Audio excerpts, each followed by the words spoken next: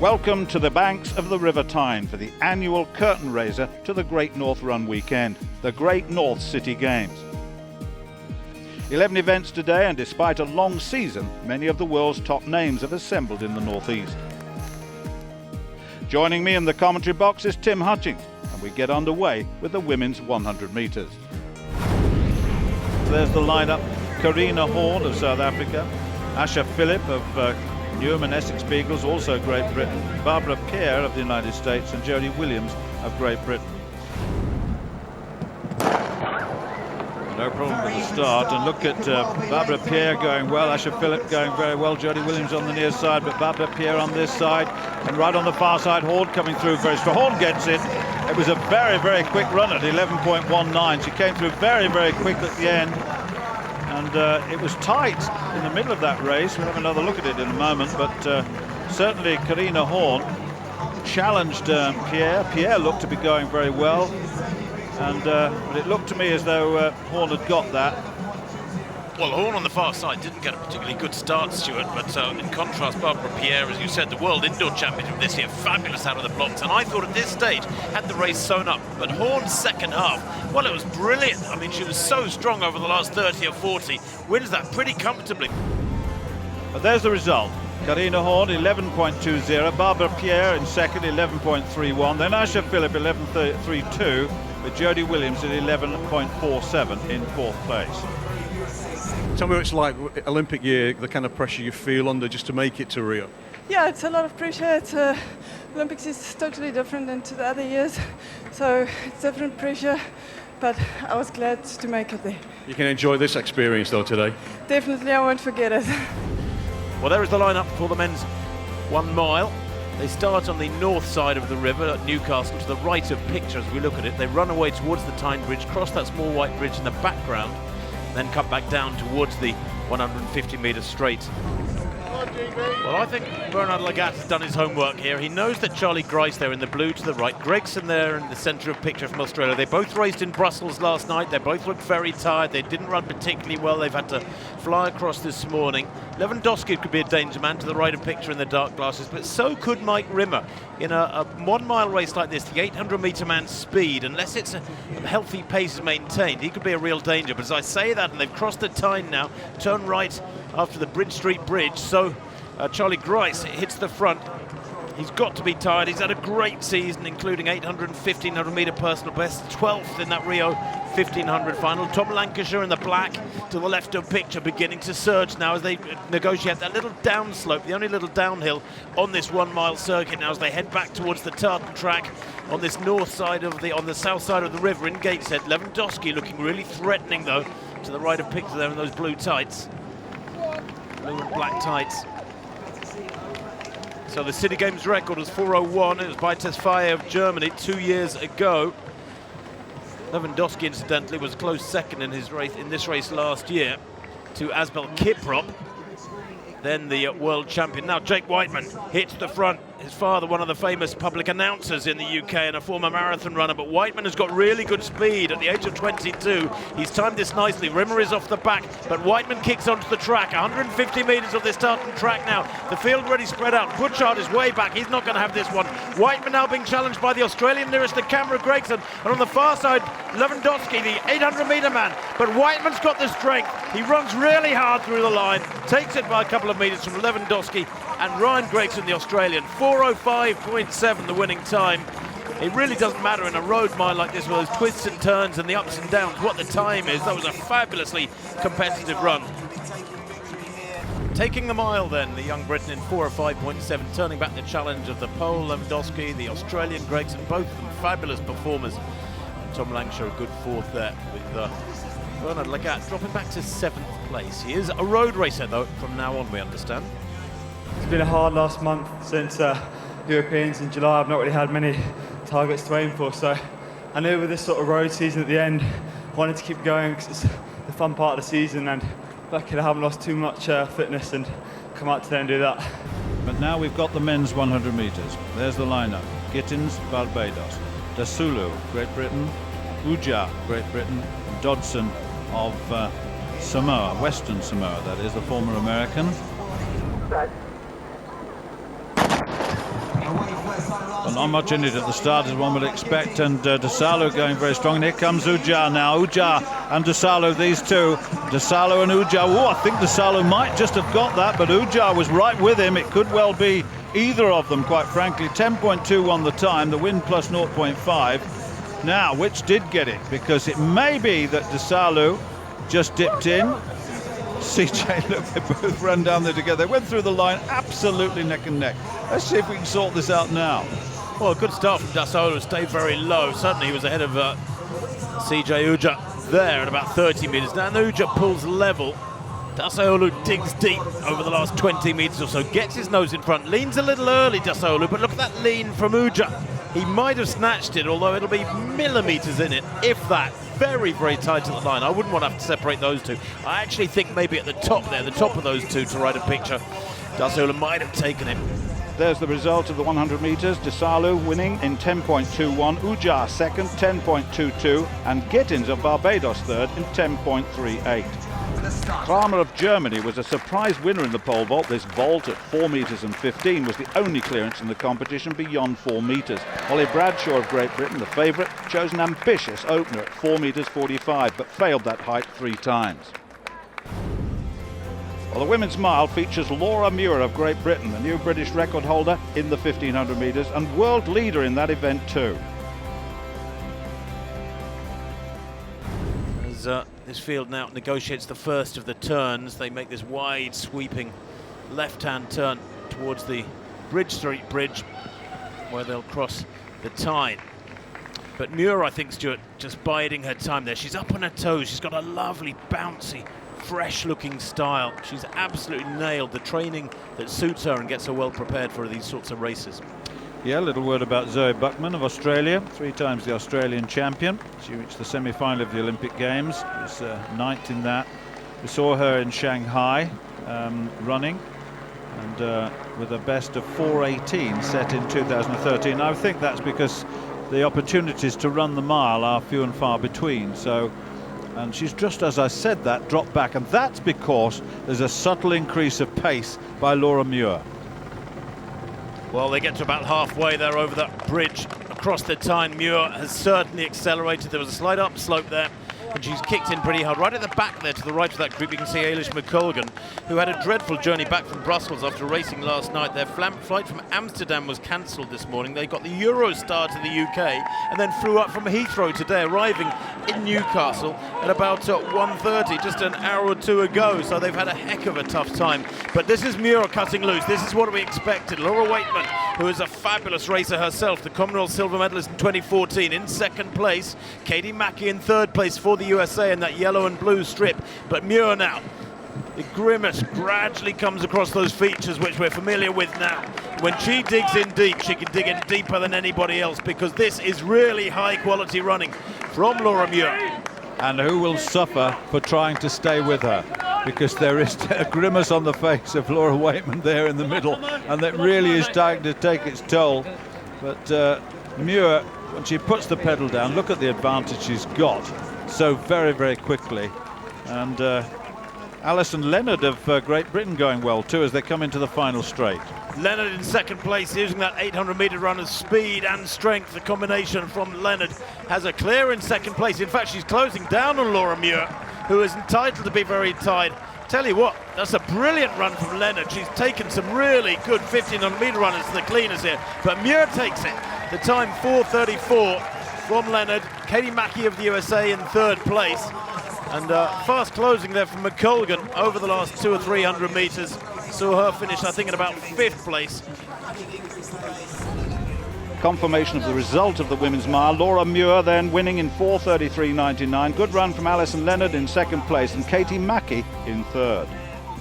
I'm over the moon to be a season, to be honest. It was a little glitch in the Olympics, but apart from that, it was pretty good. So, no, I've got to be happy with how the season's gone.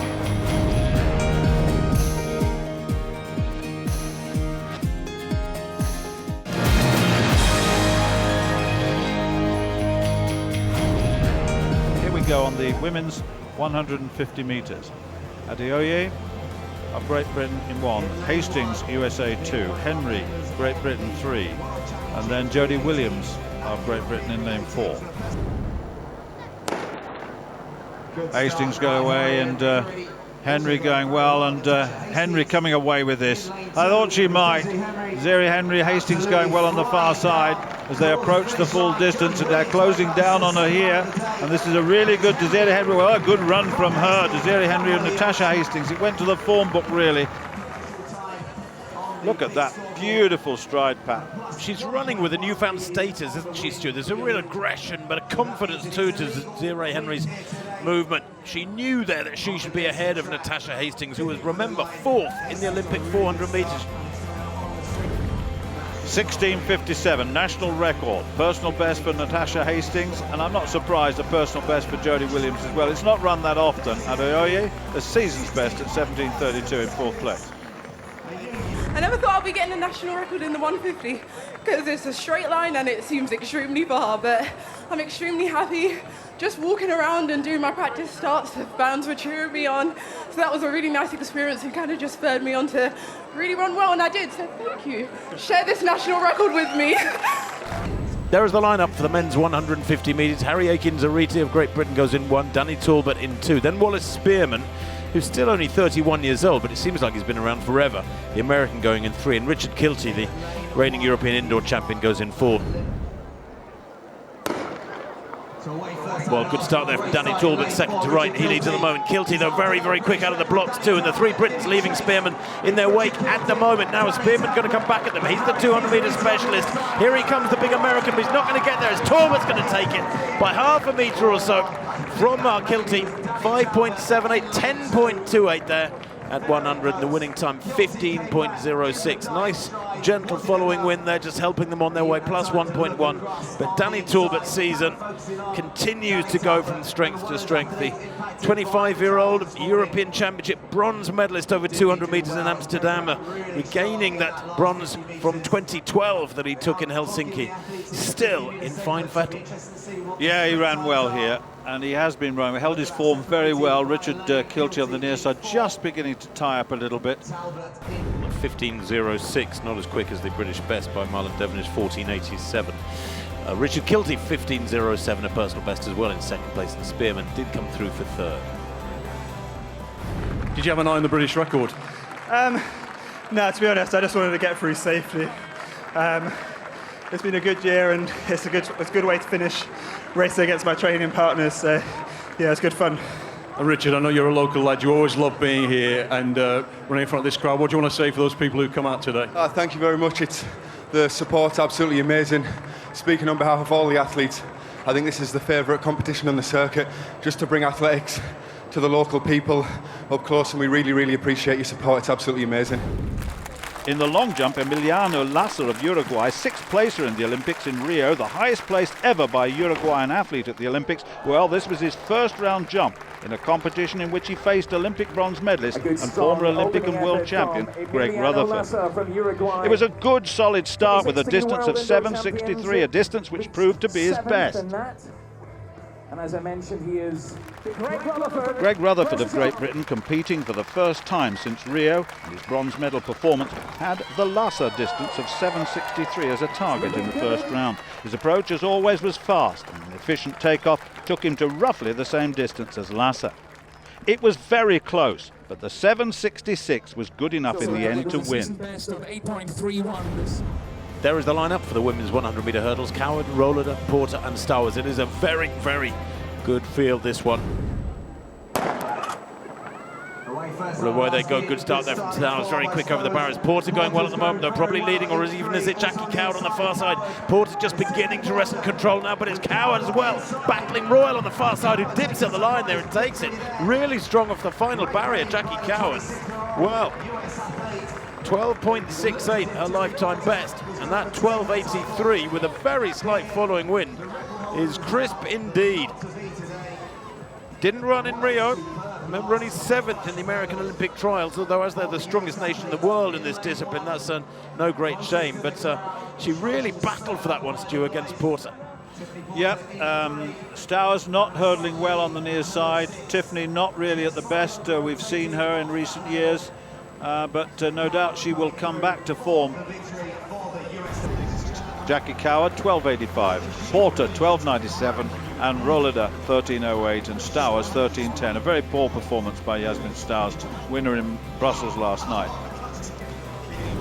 Nielsen of Great Britain, then Bundy Davis from the Trafford Club, Nielsen from Enfield and Haringey, Sharp, Lindsay Sharp from Edinburgh, and Muir from Liverpool Harriers from Great Britain, and then Oskin Clark of Great Britain, Windsor Slough and Eton, and then Adele Tracy of Great Britain right on the outside. They'll finish up on the track, the long straight way, of course. Lindsay Sharp really gets stuck into this race straight away and takes over the lead, and putting some real pressure on here. Bundy Davis second from the right, going quite nice. Anuura has got a little bit of work to do, and of course Oskin Clark on the left also running well. Yes, Oskin Clark will want to make this distance tell as an 800-metre specialist. She's in that dark strip with the pink line across the waist to the left, the second to left orange line across the waist, I should say. But certainly Sharp too has gotten off very hard indeed. It's a real meeting ground, this, of the 800 and 400-metre specialists, isn't it? And this is very tight indeed, Stu. You could virtually throw a blanket over these six. Yep, it's going to be the strength at the end. It's going to be a very, very close finish as they come into the straight now. Lindsay Sharp has got the lead, or has she? Oskin Clark on the near side, Lindsay Sharp, it's really... Oskin Clark, Lindsay Sharp's going to hold on, I think. Is Anuura coming through strongly in the final stages. Look at the look on Sharp's face as she comes to the line. Her strength has told. She gets there first. Oskin Clark in second place, Anuura in third, and 1:06.6, 66.6, and that is a City Games record. And it beats Christina Horrigu's record set here in 2014. So, another record. But Lindsay Sharp had to work for that very, very hard. Do you know that's a City Games record, but by nearly a second? And when you take over a former Olympic champions record, you know you've had a strong run. And the reason for it, Stuart, is because they went for it from the gun. They really attacked it. Lindsay Sharp in particular being aggressive in that one from the gun, going up very, very quickly and just holding it. She was grimacing like anything for about the last 150 there. The smile crosses her features as she gets to the line, knows she's taken the 400-metre runners on this occasion. Well, let's just check on that. World best, 66.62. It's certainly a City Games record. Oskin Clark second. Look at all those personal bests. Well, it's not run very often, is it? So that you must make that comment. But certainly there were some very good performances there. Luckily, I had a couple of people to work with in the early stages. My legs did buckle a bit as we came onto the track, which is the bit I was worried about, but I was able to recover from it. And you did well. You were chasing it down, but not quite good enough in the end, because 500, let's be honest, is a tough ask for you, even 400-metre runners and somebody who's been a sprinter like you in the past. I told you I was set up, like you said, believe me. No, but it was good fun. I actually really enjoyed it. I'm not putting it out there that I want to move to 800. I'm just saying, like, and good job to Lindsay, because yeah, I saw your trip, but you recovered well. Well, there's the lineup for the high hurdles. David King on the inside, David Amodaji in 2, Jared Eaton, United States in 3, then Petr Svoboda in lane 4. Well, certainly Eaton got away well. He did at the moment, and Amodaji finds himself under pressure. Svoboda going well on the near side. Amodaji now coming through very strongly on the far side, but really almost fell on that hurdle, but Amodaji gets it from Eaton and from King. And that it was all over the place here. They were clouting each other, there were clashes, everything was happening there. 13.75 the time. And I thought that Amodaji, he nearly went too. He really did, he nearly toppled, and Eaton got the worst of it. If you watch this again, they clashed in the final stages of this. Have a look. Well, of course, the problem is, Stuart, that the Eaton in the red there, his left arm, I think, is swinging into the right arm of Moraji over on the far side. And there was a real bang. Eaton was put off badly by hitting that barrier. Svoboda's all over the place. Look, he throws the towel in effectively. I think in a major championship there might have been a few question marks raised there, but Moraji comes through with another good win, actually. He's a good talent. On the Great North City Games, reaching a climax with his men's at 500 metres. Jack Green, Mark English, David Rudisha, Martin Rooney, Sebastian Roger, Jacob Paul and Elliot Giles is the 7-man field. As they get underway, and it looks quick already, Rooney has gone off very fast indeed in the centre of the 7 athletes. He's clearly determined to stretch Rudisha here, and the Kenyan in red can surely only just tuck in if Rooney really hits it hard this first 250, 300 metres, but I just feel he'll have the strength and the pace. Interesting race, Stuart. Remember that women's 500 was incredibly tightly bunched for most of the way.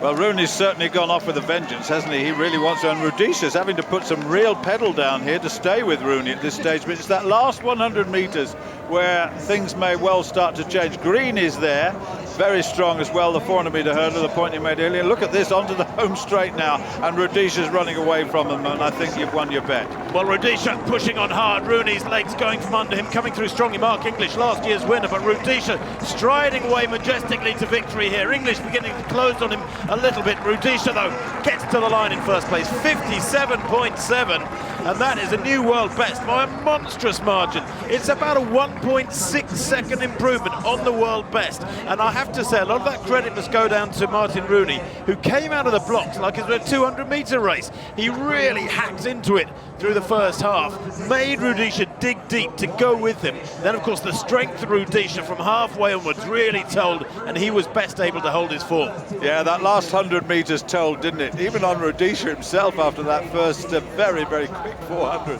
And English did come through, as you said, very, very strongly. Mark English, the Irishman, much credit to him, as Rooney was struggling in the final stages, and he absolutely suffered very badly from that early pace, didn't he? In the end, the great man won. So a world best for David Rudisha in the 500 metres, Mark English of Ireland coming second in a personal best, and Martin Rooney of Great Britain, a national record, in third place. This one has been great. There's nothing to complain about, you know. My preparation was fantastic right away from the beginning of the season. No injuries, and I had not really much worried about it. Well, that's it from the Quayside in Gateshead. Next up for us is the Great Scottish Run from Glasgow. In the meantime, don't forget to keep up to date on our website, greatrun.org. For now, it's goodbye.